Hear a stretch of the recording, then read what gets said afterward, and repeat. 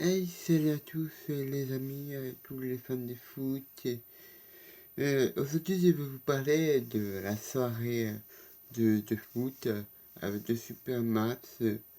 Déjà, le France-Portugal de partout, la, l'Allemagne-Hongrie de partout aussi, l'Espagne-Slovaquie et le Suède-Pologne 3-2.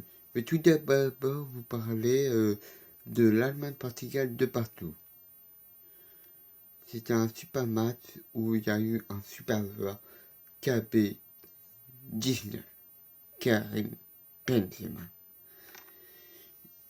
On n'a pas trouvé le buteur de Real Madrid dans le premier acte, dans la première mi-temps, mais il a décroché pour toucher plein de ballons. Il a touché plein de ballons. Mais n'a pas tremblé pour transformer son penalty à la 47e minute, juste avant la mi-temps, à la 47 bah, dans le temps additionnel. Juste avant la pause, l'ancien tricolore profite d'une superbe ouverture de... Et juste après la pause, l'ancien tricolore profite d'une ouverture de Pogba pour s'offrir un doublé à la 48e minute. Le numéro 19 français a beaucoup participé aux jeux et n'a pas hésité à descendre pour apporter des solutions. Un match généreux et fantastique, splendide de notre KB19 qui a enfin trouvé le chemin de filer avec les Bleus dans un euro. Il n'a jamais trouvé le chemin de filer dans un euro, que ce soit en 2008 ou en 2012. Le message n'a pas pu vu que Descendre n'a pas sélectionné. Mais voilà.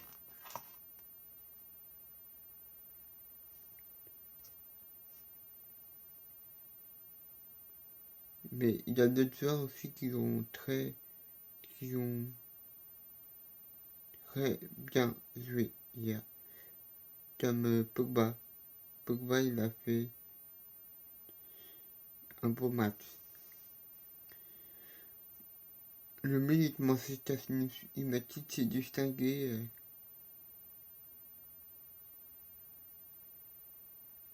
Sa passe laser en profondeur aurait pu être décisive à la 15e minute.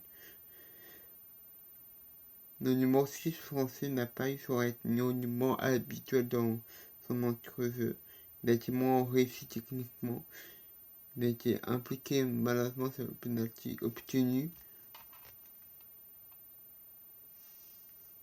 par Mbappé il a été impliqué sur le penalty obtenu par Mbappé avec une belle passe en 45 minutes. Au retour de vestiaire, sa clairvoyance et sa vista lui ont permis d'être passé à difficile pour Karim Benzema à la 48e minute.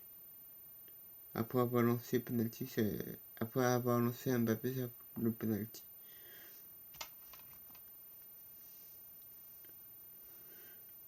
Il a été beaucoup mieux dans le second acte et il a eu une frappe enroulée exceptionnelle qui a été repoussée sur le poteau par Rui Patricio à la 68e minute.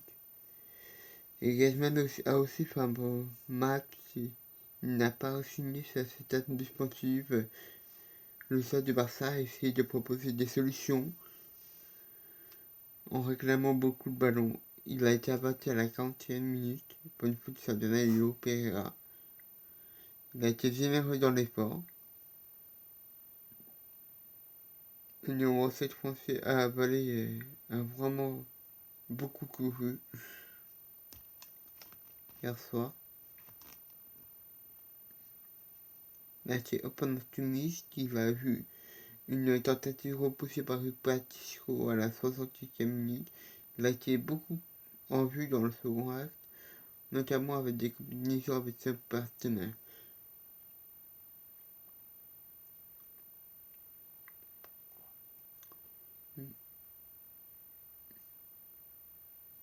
Mais la défense était Moi, là, par exemple, Lloris n'avait pas grand-chose à faire en début de match.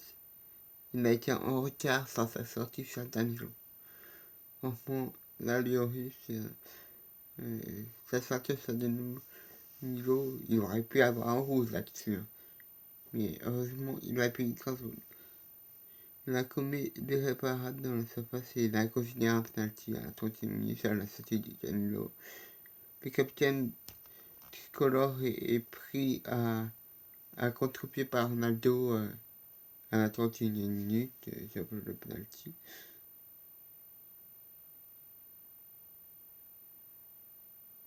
Et il est parti de l'autre côté sur le penalty de l'égalisation du Portugal à la 60e minute. Au moment où Lloris Serra, mais il a fait un mauvais match. Et les deux défenseurs latéraux non plus, ils ont vraiment pas bien joué Koundé et Hernandez. Bon, Hernandez, il a fait que mi-temps. Il a été remplacé à la 46e minute par Digne. Mais il a éprouvé des difficultés dans ce couloir. Il a commis une faute à Bernardo Silva. Il n'a pas semblé dans le bon temps. Il a eu une première période assez délicate et il a été remplacé très rapidement par Digne à la 46e minute, qui lui a été remplacé par Rabiot à la 52e minute parce que les deux étaient blessés.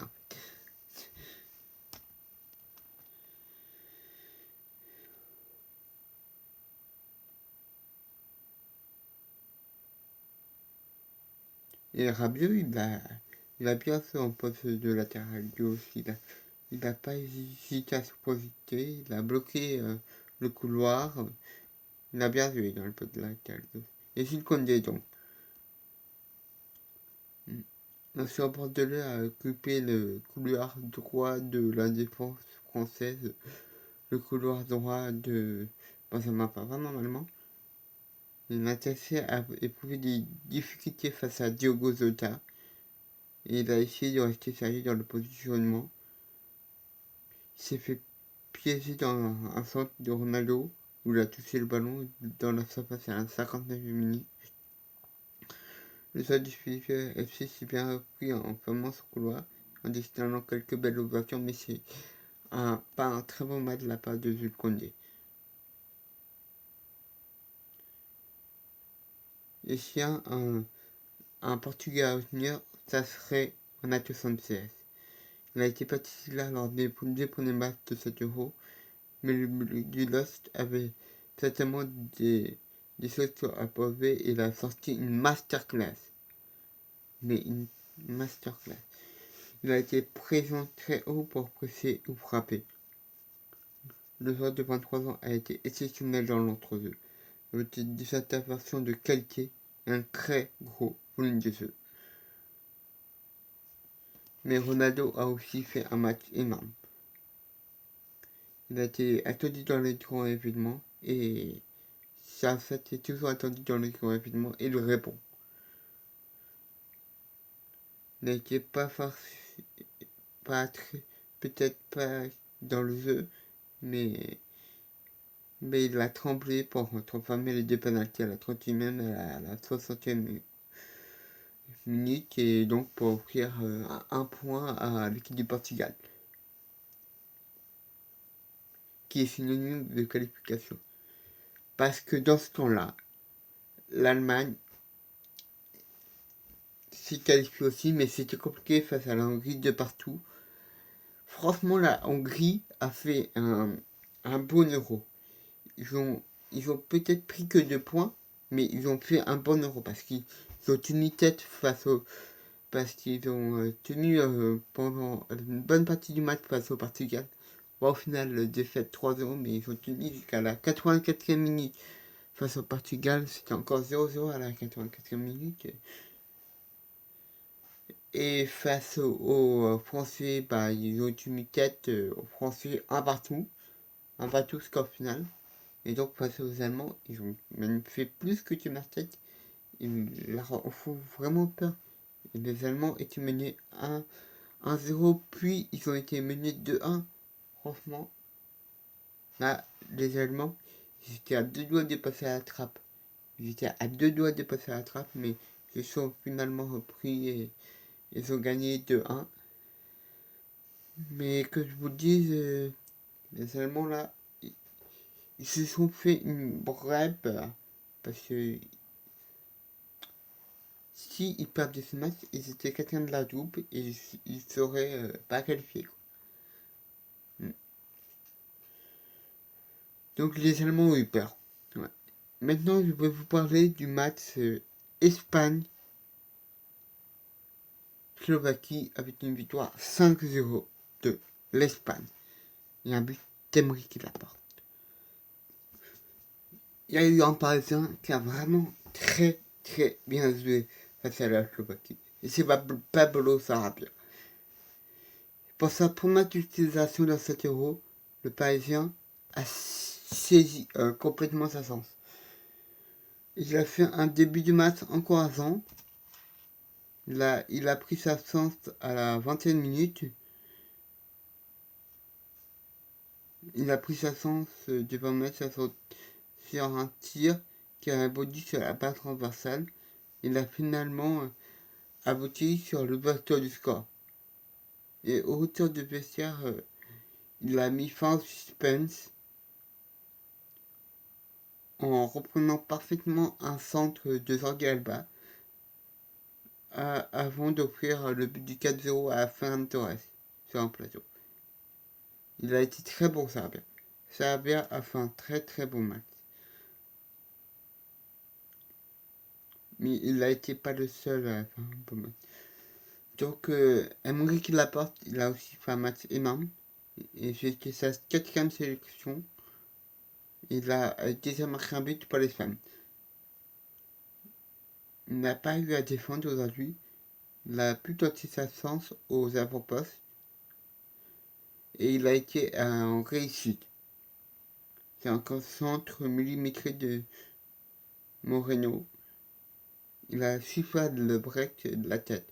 Franchement, descend, t'es passé d'un joueur, t'es passé à côté d'un joueur. Vraiment superbe. Et c'est ta faute si il a rejoint l'Espagne. C'est de ta faute.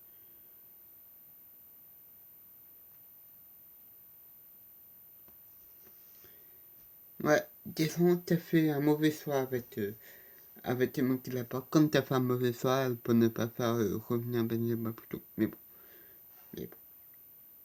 Ça fait énorme, c'est vraiment ça. Et Jordi Alba. Il a été remuant sur son côté gauche. Il n'a jamais été embêté par les attaquants adverses. Il a pu se concentrer sur l'attaque en offrant le 3e but sur Sarabia. Pour Sarabia. Franchement, Jordi Alba, il a été très bon.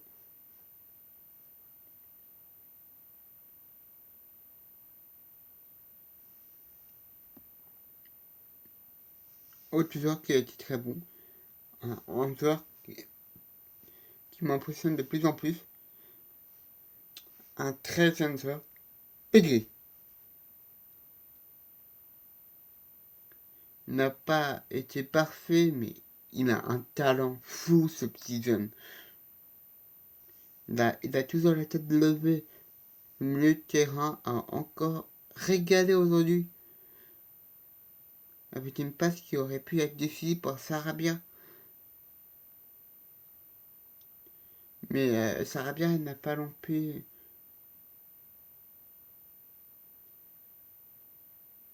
N'a pas à manquer son geste. Et par la suite, le Blaugrana a continué à orienter le jeu de son équipe en bonifiant 5 ballons qu'il a reçus.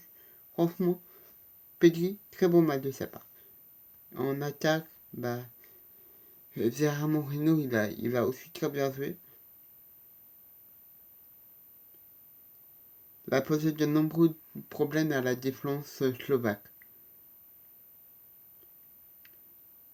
Il n'a jamais vraiment réussi à dire qu'il n'a jamais vraiment réussi à gérer son cas. Il a une interception juste avant la pause.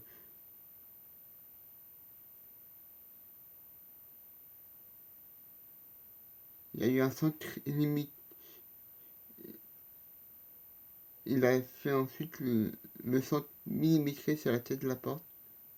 Non, l'attaquant du Real a réussi à gagner définitivement sa place aujourd'hui. Il a vraiment été très bon face aux Slovaques. Et parlons un peu des Slovaques, qui ont fait une prestation, mais désastreuse. Désastreuse. On témoigne là un peu un joueur qui a été très bon durant des années. Marek Hamsik, on attendait plus, beaucoup plus de lui. Mais il n'a pas réussi à se mettre au niveau de la rencontre. Il a été rapidement dépassé avec une terrible relance dans l'axe sur le penalty concédé par la Slovaquie. Il n'a pas réussi à avoir ce rôle de leader qu'il a vu pourtant beaucoup avec Naples et avec son équipe, la Slovaquie. Et c'est dommage, franchement. C'est dommage qu'il fasse un mauvais match comme ça. Il a été remplacé à la 90e minute par Laszlo Banec. Mais en fait, c'est l'équipe de la Slovaquie qui a fait un mauvais match. Et le gardien Dubravka,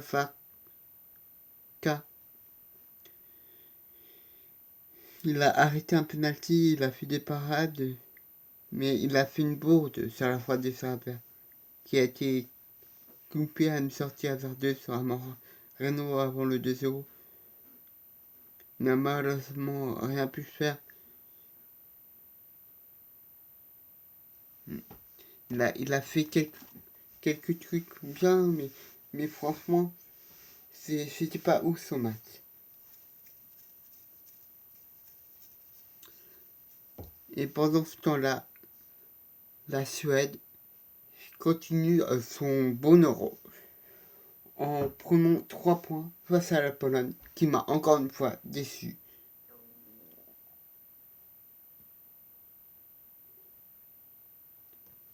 Avec une victoire 3-2. La Pologne a résisté face à la Suède, mais non. Mais non. Non, ça ne suffit pas, non. Non, ils ont pris qu'un point en 3 matchs, vous vous rendez compte? Franchement, la Pologne, ils étaient proches de réussir à concéder le nul à la Suède. Ils étaient proches. Et Robert Lewandowski, il a été présent enfin, il a marqué un doublé. Il a marqué un doublé face à la Suède. Mais à la 93e minute, et ben voilà. Victor Claesson à la 93e minute, après un doublé de Emil Forsberg. Victor Claesson a marqué le but de la victoire. Ben voilà. Après l'égalisation de Robert Lewandowski à la 84e minute. Bon, même, de toute façon, même si la Pologne avait 2 points, ils ne se seraient pas qualifiés. La Pologne a fait un mauvais euro. Et Robert Lewandowski, il s'est réveillé un peu trop tard. Il aurait dû se réveiller avant ce match face à la Suède. Voilà. Bon. La Pologne m'a déçu durant cet euro. Et Lewandowski aussi, parce qu'il s'est réveillé trop tard, quoi. C'est dommage. Bon, allez. Je vous laisse. Les fans de foot, c'était encore une super désormais de foot et d'euro. Maintenant, place à une nouvelle compétition, comme l'a dit Hugo Lloris en conférence de presse. Et ces compétitions, c'est le week-end final. La phase à l'élimination directe commence dès samedi, lundi pour l'équipe de France, face à la Suisse. Bon, allez, je vous laisse. Et c'est parti pour une nouvelle compétition qui va désigner. Ciao!